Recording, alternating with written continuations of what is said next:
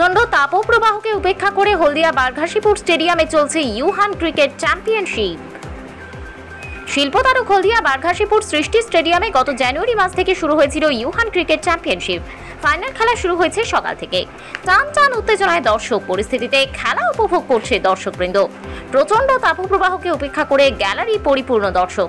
Blue star coaching সেন্টারের উদ্যোগে জেলার ক্রীড়া জগতে নতুন প্রজন্মকে প্রতিষ্ঠিত করার লক্ষ্য নিয়ে হলদিয়া বারঘাসিপুর সৃষ্টি স্টেডিয়ামে দীর্ঘ কয়েক বছর ধরে ব্লু স্টার কোচিং সেন্টার তারা সেই প্রয়াস চালিয়ে আসছে। ব্লু স্টার ক্রিকেট কোচিং সেন্টারে উদ্যোগে জেলার বাছাই করা কোচিং সেন্টারে খেলোয়াড়দের নিয়ে এই প্রিমিয়াম লিগ শুরু হয়েছিল গত জানুয়ারি মাসে। মাঝে অন্যান্য খেলা এবং সাধারণ লোকসভা নির্বাচন থাকার জন্য অনেকটাই বিলম্বিত হয়েছে। আজ প্রচণ্ড তাপপ্রবাহ চলছে, তা সত্ত্বেও ফাইনাল খেলা শুরু হয়েছে। কোচিং সেন্টারে অ্যাসিস্ট্যান্ট কোচ রাজু দাস সংবাদ মাধ্যমের মুখোমুখি হয়ে বললেন, জেলার প্রায় 8টি coaching centre Haldia Blue Star, Amit academy, Mahishadal youth cricket academy, Kanthi ABCD, Contai cricket academy, VSP Medinipur, Mitali Sangha, Mecheda coaching সেন্টারের বাছাই করা খেলোয়াড়দের নিয়ে তারা প্রতি বছর এই ইউহান ক্রিকেট চ্যাম্পিয়নশিপ করে থাকেন। সূত্রে জানা যায়, হলদিয়া বারঘাসিপুর স্টেডিয়ামে অর্ধনির্মিত অবস্থায় পড়ে রয়েছে তৎকালীন রাজ্য সরকার প্রায় 70 একর জায়গার উপরে স্টেডিয়াম করার লক্ষ্য নিয়ে ভিত্তিপ্রস্তর স্থাপন করেছিলেন। কাজও শুরু হয়েছিল, কিন্তু কোনো এক কারণে কাজ বন্ধ হয়ে গেছে।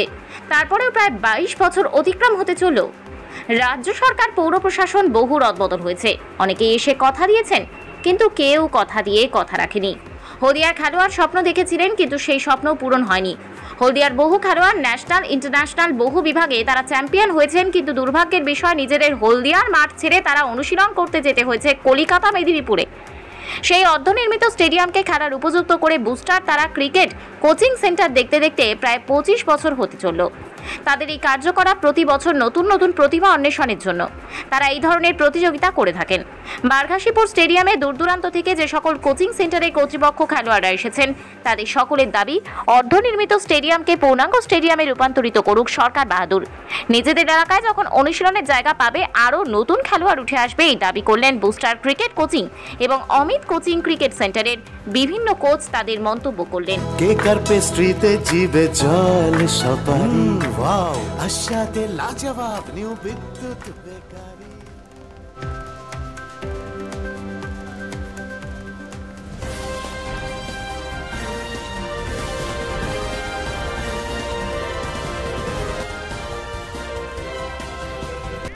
হলদিয়ার সবচেয়ে বড় কথা যে ক্রিকেট খেলার প্রধান অঙ্গ হচ্ছে মাঠ।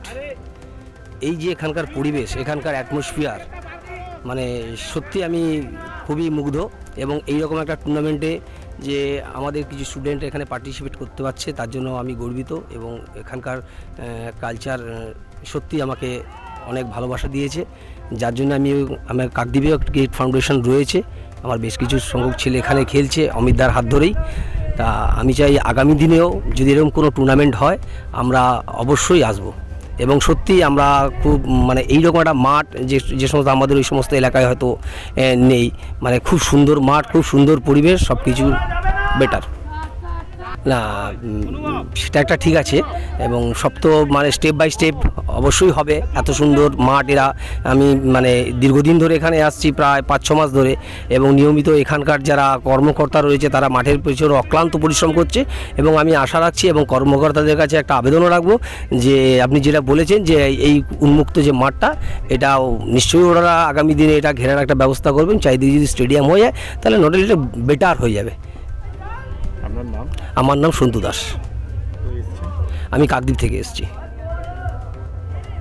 Thank you very much. ও তো ভালো সুন্দর যে টুর্নামেন্ট করাচ্ছেন হলদিয়া ব্লু স্টার।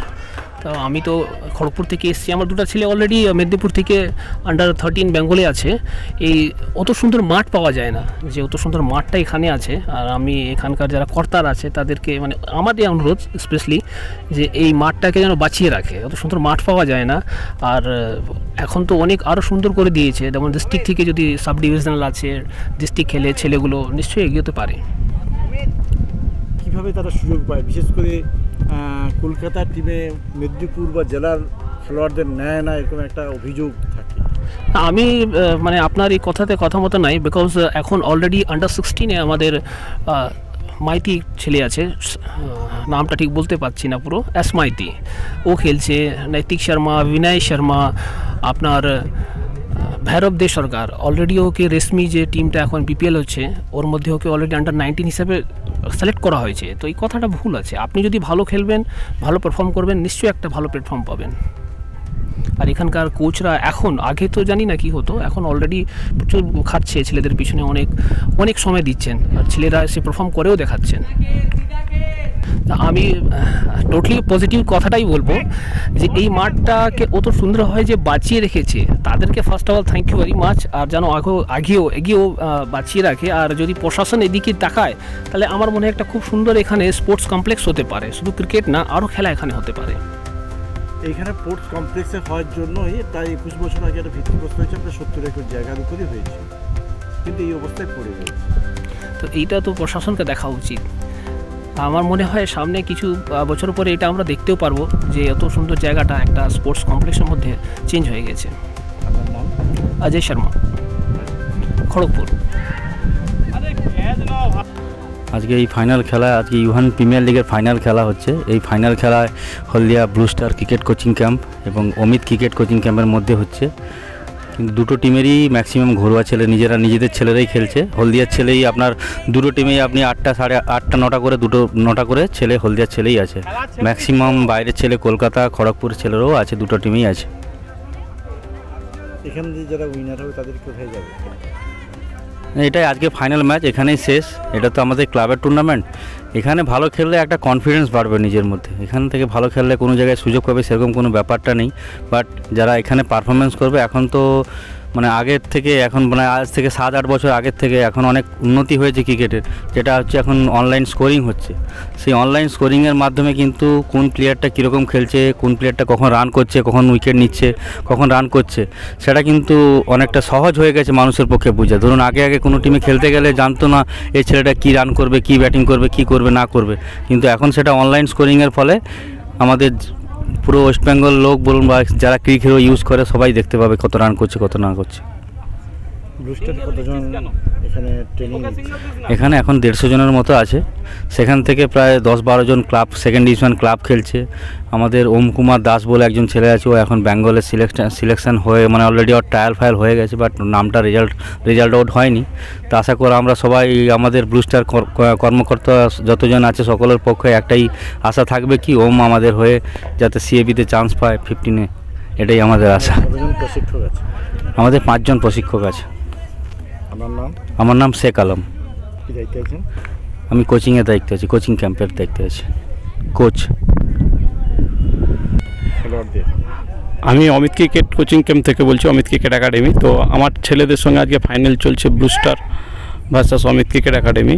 তো আমি চাইবো আমার ছেলেরা আজকে যেন রেজাল্ট করতে পারুক, যেন চ্যাম্পিয়ন হতে পারি, সেটা চাইবো। ছেলেরা তো ভালো পারফরমেন্স করছে এবং ওই টিমে তো ভালো ব্যাট করছে এই মুহূর্তে।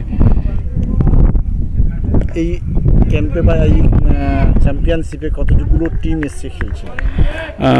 তো 8 টিমের খেলা ছিল, কিন্তু 7টা টিম এসছে, একটা টিম আসতে পারেনি। তো প্রথমে লিগ ছিল, তারপরে নকআউট হয়েছে। নকআউটে আমরা সেমিফাইনাল এবং ফাইনাল চলছে খেলাটা।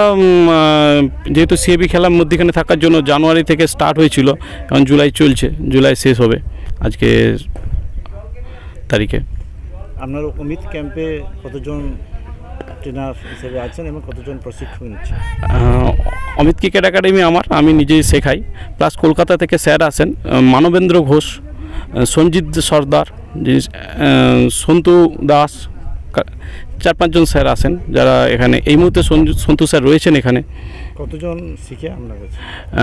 প্রায় 45 স্টুডেন্টস রয়েছে। সব কি হলদিয়া? হলদিয়ার ছেলে, দূর থেকে যদি তমলুক, ময়না, ভগবানপুর, কন্টাই, এখান থেকেও ছেলেরা আসে আমার কাছে প্রশিক্ষণ নেওয়ার জন্য। আমার নাম অমিত কুমার মাইতি। এই গ্রাউন্ডের নাম?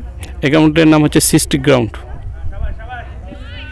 আমরা ইউহান প্রিমিয়ার লিগ হলদিয়া ব্লু স্টার ক্লাবের অর্গানাইজ করি, দীর্ঘ আমরা 3 বছর এটা করছি। তো এটা আমরা সিজনের প্রথম থেকেই শুরু করি, জানুয়ারি মাস থেকে আমাদের এই টুর্নামেন্টটা শুরু হয়। আর 8টা টিম নিয়ে আমরা জেলার 8টা ভালো ভালো কোচিং ক্যাম্প নিয়ে এই টুর্নামেন্টটা করে থাকি। তা আজকে আমাদের লাস্ট দিন ফাইনাল। আমাদের অংশগ্রহণকারী 8টি টিম ছিল।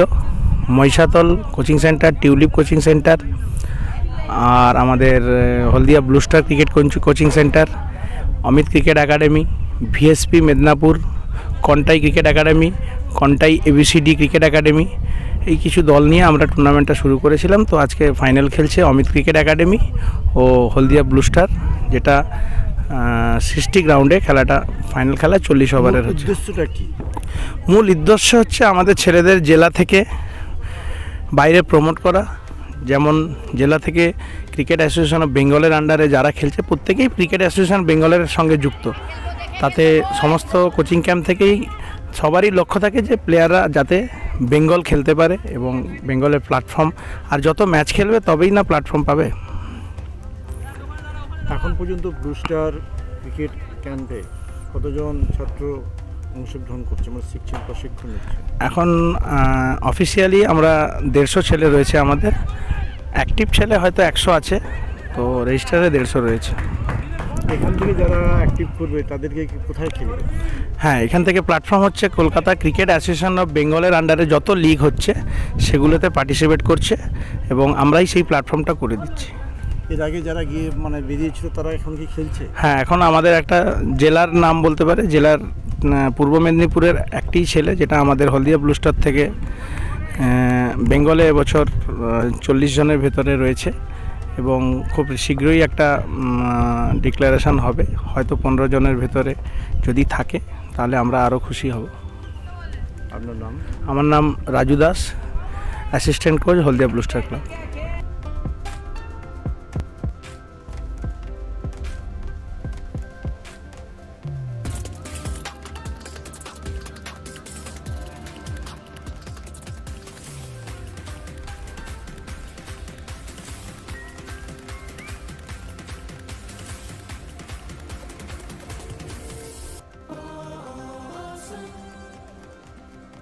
কেকার পেস্ট্রিতে জিবে জল সপারি, ওয়াও আশাতে লাজবাব নিউ বিদ্যুৎ বেকারি, টিপটপ টিফিনে और हैप्पी पार्टी, নিউ বিদ্যুৎ বেকারি, মানডে টু সানডে, ছোট বড় সবার পছন্দ একটাই, নিউ বিদ্যুৎ বেকারি, প্রতিদিন চাই চাই না না না না।